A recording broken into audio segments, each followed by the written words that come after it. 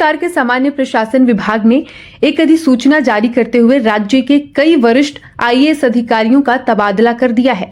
15 मई को यानी कि आज जारी आदेश के तहत कई बड़े विभागों के सचिवों और प्रमंडलीय आयुक्तों की जिम्मेदारी में फेरबदल किया गया है। सरकार की इस नई व्यवस्था के तहत वरिष्ठ आईएएस अधिकारी के सेंथिल कुमार को गन्ना उद्योग विभाग से हटाकर श्रम संसाधन विभाग के अपर मुख्य सचिव पद पर तैनात किया गया है। उन्हें नियोजन एवं प्रवासी श्रमिक कल्याण विभाग का भी अतिरिक्त प्रभार दिया गया है। वे इसके अलावा पिछड़ा वर्ग एवं अति पिछड़ा वर्ग कल्याण विभाग के अतिरिक्त प्रभार में भी बने रहेंगे। मुंगेर प्रमंडल के आयुक्त प्रेम सिंह मीणा को अपने मौजूदा पद के साथ साथ अब भागलपुर प्रमंडल के आयुक्त का अतिरिक्त प्रभार भी संभालना होगा। वहीं कोसी प्रमंडल के आयुक्त राजेश कुमार का तबादला करते हुए उन्हें पटना में लोक स्वास्थ्य अभियंत्रण विभाग का प्रधान सचिव बनाया गया है।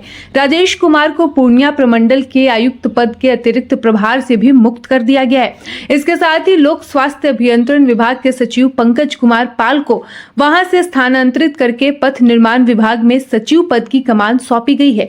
खाद्य एवं उपभोक्ता संरक्षण विभाग के सचिव अभय कुमार सिंह को अब सूचना प्रौद्योगिकी विभाग का सचिव बनाया गया है। इसके साथ ही वे बिहार राज्य इलेक्ट्रॉनिक विकास निगम लिमिटेड के प्रबंध निदेशक के अतिरिक्त प्रभार में भी बने रहेंगे।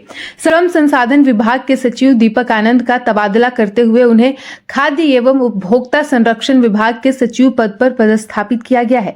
निर्वाचन विभाग के सचिव और मुख्य निर्वाचन पदाधिकारी विनोद सिंह गुंजियाल को शिक्षा विभाग के संपूर्ण प्रभार के साथ साथ खेल विभाग के सचिव पद का अतिरिक्त जिम्मा सौंपा गया है।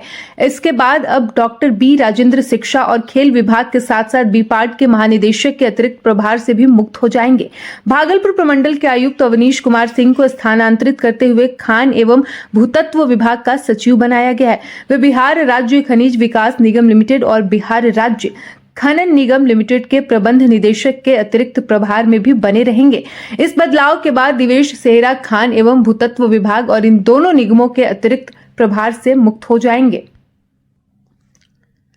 बता दें कि जारी की गई सूची में क्रम संख्या 1 से लेकर 60 से अधिक अधिकारियों के नाम शामिल हैं। इनमें विभिन्न प्रशासनिक, राजस्व, शिक्षा, विकास, तकनीकी और अन्य विभागों से जुड़े अधिकारी शामिल हैं।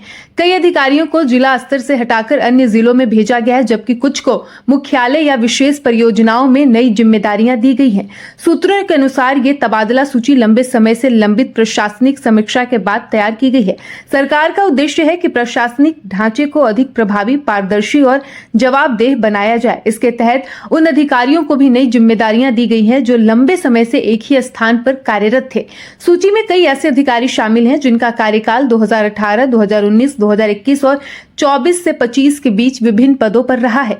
कुछ अधिकारियों को अनुभवी श्रेणी में रखते हुए महत्वपूर्ण विभागों में तैनात किया गया है, जबकि कुछ नए अधिकारियों को फील्ड पोस्टिंग दी गई है ताकि वे जमीनी स्तर पर प्रशासनिक अनुभव प्राप्त कर सके। प्रशासनिक आदेश में यह भी स्पष्ट किया गया है कि सभी अधिकारियों को तत्काल प्रभाव से अपनी नई तैनाती पर कार्यभार ग्रहण करना होगा। किसी भी प्रकार की देरी या अनुपालन में ढिलाई को गंभीरता से लिया जाएगा। संबंधित विभागों को निर्देश दिए गए हैं कि वे स्थानांतरण प्रक्रिया को शीघ्र और सुचारू रूप से पूरा करें। वहीं विशेषज्ञों का मानना है कि इस तरह के बड़े पैमाने पर तबादले प्रशासनिक व्यवस्था में नई ऊर्जा लाने का काम करते हैं। इससे न केवल कामकाज में गति आती है, बल्कि विभागों में पारदर्शिता और जवाबदेही भी बढ़ती है। हालांकि कुछ स्थानों पर लगातार तबादलों से कामकाज की निरंतरता पर भी प्रभाव पड़ने की आशंका भी जताई जाती है।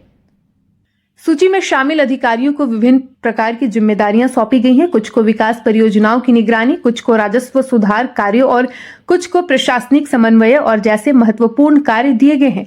इसके अलावा कुछ अधिकारियों को प्रशिक्षण, योजना निर्माण और कार्यान्वयन इकाइयों में भी तैनात किया गया है। प्रशासनिक सूत्रों का कहना है कि यह फेरबदल नियमित प्रक्रिया का हिस्सा है, जिसे समय समय पर लागू किया जाता है ताकि सरकारी कामकाज को अधिक प्रभावी बनाया जा सके।